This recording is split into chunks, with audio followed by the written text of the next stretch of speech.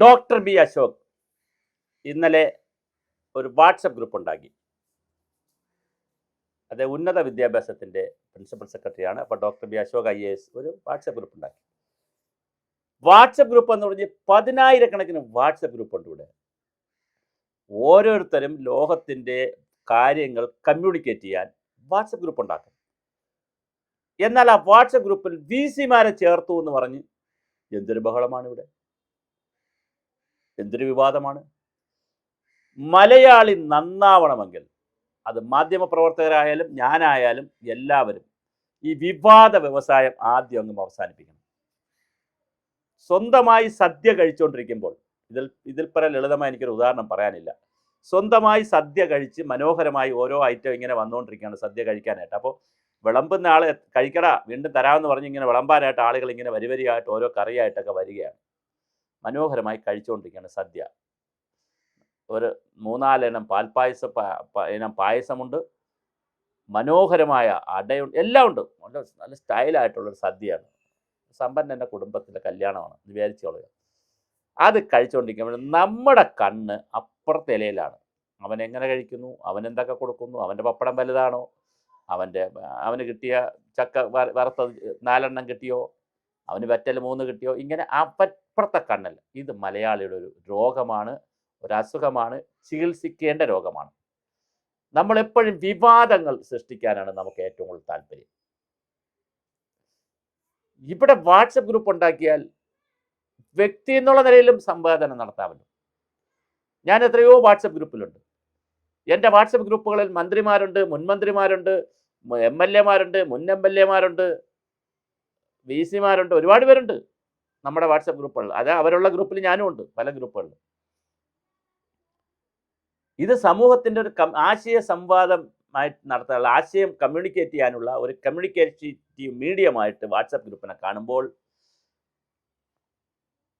Principal secretary ആയിട്ടുള്ള ഉന്നത വിദ്യാഭ്യാസത്തിൻ്റെ പ്രിൻസിപ്പൽ സെക്രട്ടറിക്ക് വളരെ വേഗത്തിൽ കാര്യങ്ങൾ കമ്മ്യൂണിക്കേറ്റ് ചെയ്യാൻ ഒരു വാട്സപ്പ് ഗ്രൂപ്പ് ഉണ്ടാകുന്നത് നല്ലതല്ലേ?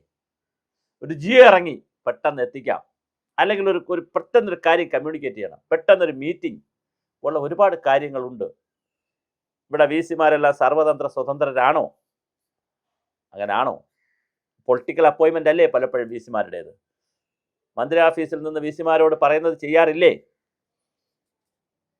ഇത് എന്ത് കാലമാണ്? അപ്പോൾ അതിലും വിവാദം. ഇനിയിപ്പോൾ അടുത്ത ചിലപ്പോൾ ഉടനെ ഇനിയിപ്പോൾ ചീഫ് സെക്രട്ടറി റിട്ടയർ ചെയ്യുകയാണ്. ഡോക്ടർ ജയ്തിലക് IAS റിട്ടയർ ചെയ്യുകയാണ്. സ്വാഭാവികമായിട്ട് പുതിയ ചീഫ് സെക്രട്ടറി വിശ്വനാഥ് സിൻഹയാണോ, KR ജ്യോതിലാൽ IAS ആണോ എന്നറിയില്ല. ഏതായാലും പുതിയ ചീഫ് സെക്രട്ടറി വരുന്ന അനുസരിച്ച് വീണ്ടും അഴിച്ചുപണികൾ ഉണ്ടാകാൻ സാധ്യതയുണ്ട്. ഇതിനകത്ത് നമ്മൾ നേരത്തെ തന്നെ ഒരു വീഡിയോ ചെയ്തിരുന്നു. ഡോക്ടർ ബി അശോക് ആഭ്യന്തര വകുപ്പ് സെക്രട്ടറി ആകുമെന്ന് ഒരു വീഡിയോ ചെയ്തിരുന്നു. ഇനി ആഭ്യന്തര വകുപ്പിൽ പോകുമോ, ധനകാര്യ വകുപ്പിൽ പോകുമോ, കിഫ്ബിയുടെ ചുമതലയിലേക്ക് പോകുമോ, കുറച്ചുകൂടി സീരിയസ് ആയിട്ടുള്ള ഒരു ചുമതലയിലേക്ക് പോകാനുള്ള സാധ്യതയുണ്ട്. ഇത് സീരിയസ് അല്ലെന്നല്ല, ഉന്നത വിദ്യാഭ്യാസ വകുപ്പ് വളരെ വലിയ വകുപ്പാണ്, വളരെ പ്രധാനപ്പെട്ട വകുപ്പാണ്. അദ്ദേഹം VC-ഒക്കെ ആയിരുന്നതാണ്, അതുകൊണ്ട് അദ്ദേഹത്തിന് ഈ വകുപ്പ് പറ്റുന്നതാണ്. പക്ഷേ എങ്കിലും കുറച്ചുകൂടി ഡൈവേഴ്സ് ചെയ്ത് കാര്യങ്ങൾ ചെയ്യാൻ പറ്റുന്ന ഏതെങ്കിലും വകുപ്പിലേക്ക് പോകാനുള്ള സാധ്യതയും നമ്മൾ കാണുന്നുണ്ട്. കാരണം അങ്ങനെയാണല്ലോ, ഇപ്പോൾ വീണ്ടും ഒരാഴ്ചക്കകത്ത് വീണ്ടും ഒരു അലോക്കേഷൻ വരും. കാരണം 16 കഴിയുമ്പോൾ സ്വാഭാവികമായിട്ട് നാളത്തെ ഈ ആഴ്ചത്തെ ക്യാബിനറ്റിൽ തന്നെ, അല്ലെ അടുത്ത ആഴ്ചത്തെ ക്യാബിനറ്റിൽ ചീഫ് സെക്രട്ടറി തീരുമാനിക്കണം. ചീഫ് സെക്രട്ടറി തീരുമാനിച്ചു കഴിഞ്ഞാൽ രജന ഷാ വരുന്നില്ല കേരളത്തിൽ, മനോജ് ജോഷി കേരളത്തിലേക്ക് വരുന്നില്ല. വിശ്വനാഥ് സിൻഹ ആഭ്യന്തര സെക്രട്ടറി ആണെങ്കിലും, ആഭ്യന്തര വകുപ്പിൻ്റെ അഡീഷണൽ ചീഫ് സെക്രട്ടറി ആണെങ്കിലും ഗവൺമെൻറ്റിന് അത്ര ഒരു താല്പര്യമില്ല. താല്പര്യമായി നിൽക്കുന്നത് KR ജ്യോതിലാൽ IAS അവർകളാണ്. അതേ ചീഫ് സെക്രട്ടറി ആകാനാണ് സാധ്യത എന്നാണ് എല്ലാ മാധ്യമങ്ങളും പറയുന്നത്. അപ്പോൾ സ്വാഭാവികമായിട്ടൊരു അഴിച്ചുപണി വേണ്ടി വരും, IAS ലെവലിൽ അഴിച്ചുപണി വേണ്ടി വരും. അവിടെ വീണ്ടും ഇപ്പം 47 പേരെ നേരത്തെ കോമണായി നടന്നെങ്കിലും വീണ്ടും അഴിച്ചുപണികൾ നടക്കാനുള്ള സാധ്യത വളരെ കൂടുതലാണ്. പക്ഷെ അതിനിടയിലാണ് നമ്മൾ വിവാദമുണ്ടാക്കുന്നത്. മലയാളിക്ക് ഏറ്റവും കൂടുതൽ തിന്നാൻ പറ്റുന്ന സാധനം വിവാദമാണ്. എപ്പോഴും വിവാദം തിന്ന് ജീവിക്കണമെന്നുള്ളതാണ്. എനിക്ക് മന്ത്രിമാരോടും സെക്രട്ടറിമാരോടും അങ്ങനെയുള്ള ഹയർ അപ്പ് ആളുകളോടൊക്കെ പറയാനുള്ളത് ഒരു റിക്വസ്റ്റ് അല്ല, ഒരു സജഷൻ.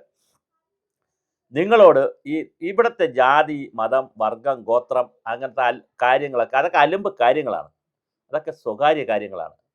വിശ്വാസം, ഇതുപോലത്തെ കാര്യങ്ങളൊക്കെ സ്വകാര്യ കാര്യങ്ങളാണ്. ഇങ്ങനെ സ്വകാര്യ കാര്യങ്ങൾ വന്ന് നിങ്ങളോട് അഭിപ്രായം ചോദിച്ചാൽ നിങ്ങൾ കമൻറ്റ് ചെയ്യരുത്. നിങ്ങൾ വികസനത്തെക്കുറിച്ച് നിങ്ങളെ കയറ്റിയത് ഗവൺമെൻറ്, നിങ്ങളെ ജനങ്ങൾ നിങ്ങൾക്ക് മാൻഡേറ്റ് തന്നത്, യു ഡി എഫിന് മാൻഡേറ്റ് തന്നതും യു ഡി എഫിലെ 140 എംഎൽഎമാരിൽ 102 പേര് കൂടി കുറച്ച് പേരെ മന്ത്രിമാരാക്കിയതും ഈ സ്റ്റേറ്റിനെ വെൽഫെയർ സ്റ്റേറ്റാക്കി മുന്നോട്ട് കൊണ്ടുപോകാനാണ്. അപ്പോൾ അതുമായി ബന്ധപ്പെട്ട കാര്യങ്ങളിൽ മാത്രം മടി പറയും, മറ്റേ ചിരിച്ചു തള്ളുക. ഇപ്പോൾ ബിന്ദു കൃഷ്ണ മന്ത്രിയോട് ലോക ക്ഷീരദിനത്തിൻ്റെ അന്ന് വേറെന്തോ ഒരു തർക്കവുമായി ബന്ധപ്പെടുത്തിയിട്ടുള്ള കാര്യങ്ങൾ ആളുകൾ ഇങ്ങനെ തുടർച്ചയായി ചോദിച്ചപ്പോൾ അവർ പറഞ്ഞു, സോറി, എന്നോട് ക്ഷീരദിനത്തിൻ്റെ കാര്യങ്ങൾ ചോദിക്കൂ, ഇന്ന് ക്ഷീരദിനമാണ്, അതിൻ്റെ കാര്യങ്ങൾ ചോദിക്കൂ എന്ന് പറഞ്ഞ് നല്ല സ്മാർട്ടായിട്ട് അവർ അത് കൈകാര്യം ചെയ്തു. അതൊരു മാതൃകയാണ്. നമ്മൾക്ക് ആവശ്യമില്ലാത്ത വിവാദങ്ങൾ വാരി തിന്നാണ് മലയാളി ഗതി പിടിക്കാത്തതും ഇവിടെ നിന്ന് കുട്ടികളൊക്കെ പുറത്തു പോകുന്നതും ഇവിടെ ഒരു സ്ട്രെസ് കിടക്കുന്നതും. കാരണം രാവിലെ എഴുതി പത്രം നോക്കുമ്പോൾ അതിനകത്ത് വിവാദ വാർത്ത, ചാനൽ വെച്ച് നോക്കാം യഥാർത്ഥ വാർത്ത, എല്ലാ ചാനലിലും ഫസ്റ്റ് റിപ്പോർട്ട് ആദ്യമായി പറയുന്നു വിവാദം. അങ്ങനെ ആദ്യമായി, പിന്നെ അതിൻ്റെ ഒരു കാർഡായി, ആ കാർഡ് സോഷ്യൽ മീഡിയയിൽ ഇടലായി, ഫേസ്ബുക്കിലായി, അതിൻ്റെ പുറത്ത് തമ്പായി, അതിൻ്റെ താഴെ സൈബറിലായി. നിങ്ങൾ ലോകത്തിലെ ഹാപ്പിനെസ് ഇൻഡെക്സ് ഉള്ള രാജ്യങ്ങളുണ്ട്, അതായത് നോർവേ, പിന്നെ ഫിൻലാൻഡ്, നോർവേ തുടങ്ങിയ സ്കാൻഡിനേവിയൻ രാജ്യങ്ങളുണ്ട്, ഭൂട്ടാനൊക്കെ ഉണ്ട്. അതിനെ ബേസ് ചെയ്ത് ഐക്യരാഷ്ട്രസഭ ഈ ഹാപ്പിനെസ് ഇൻഡെക്സ് കൊണ്ടുവന്നിട്ടുണ്ട്. അതിലേറ്റവും പ്രധാനപ്പെട്ട ഒരു ഹാപ്പിനെസ് ഇൻഡെക്സ് ആണ് ഈ സോഷ്യൽ മീഡിയയിലെ വിവാദം ഇല്ലാത്ത സോഷ്യൽ മീഡിയ. സോഷ്യൽ മീഡിയ എന്നൊക്കെ പറയുന്നത് വളരെ മനോഹരമാണ്. കവിത എഴുതാം, കഥ എഴുതാം, ലേഖനം എഴുതാം, നമ്മുടെ ആക്ടിവിറ്റികൾ അതിനകത്ത് പ്രകടിപ്പിക്കാം. മനുഷ്യന് വളരെ മനോഹരമായിട്ട് അവൻ്റെ ആശയം പറയാൻ എല്ലാവർക്കും കഴിയും. ഒരു പത്രത്തിൻ്റെ ഒന്നും ആവശ്യമില്ല. നല്ല എഴുത്തുകാരനാണെങ്കിൽ അദ്ദേഹത്തിന് ലേഖനമൊക്കെ എഴുതിയിടാം. 5000 പേര് വരെ കാണും സുഹൃത്തുക്കൾക്ക്. 5000 പേര് വരെ ഒരു സമയം സുഹൃത്തുക്കളാക്കാൻ പറ്റുമല്ലോ. അപ്പോൾ വളരെ മനോഹരമായിട്ടുള്ള ഒരു സോഷ്യൽ മീഡിയയാണ് നമ്മൾ വല്ലാത്ത രൂപത്തിൽ കൈകാര്യം ചെയ്യുന്നത്. ആവശ്യമില്ലാത്ത ഭാഷ, ആവശ്യമില്ലാത്ത ലാംഗ്വേജ്, പിന്നെ രീതികൾ, അതിനുള്ള മോജികൾ, അങ്ങനെ വളരെ മോശമായി സോഷ്യൽ മീഡിയ കൊണ്ടുപോകും. അതുപോലെ ഒരു സോഷ്യൽ മീഡിയയിൽ പോയിട്ടുള്ള ഒരു പ്രധാനപ്പെട്ട മീഡിയ ആണല്ലോ വാട്സാപ്പ്. അപ്പോൾ വാട്സാപ്പ് ഗ്രൂപ്പിൽ ഒരു ഗ്രൂപ്പ് ഉണ്ടാക്കി, ഡോക്ടർ ബി അശോക് സ്വന്തമായൊരു ഗ്രൂപ്പ് ഉണ്ടാക്കി, അതിൽ VC-മാരെ കൂടെ ചേർത്തു. അത് പ്രിൻസിപ്പൽ സെക്രട്ടറി എന്നുള്ള കപ്പാസിറ്റി ചെയ്താലും തെറ്റില്ലല്ലോ, കാര്യങ്ങൾ കമ്മ്യൂണിക്കേറ്റ് ചെയ്യാനല്ലേ. അതും വിവാദം. ഇവിടെ ചുരുക്കത്തിൽ വിവാദമൊഴിഞ്ഞിട്ട് കല്യാണം നടക്കൂല എന്നുള്ളതാണ് കേരളത്തിൻ്റെ മലയാളിയുടെ ചിന്ത.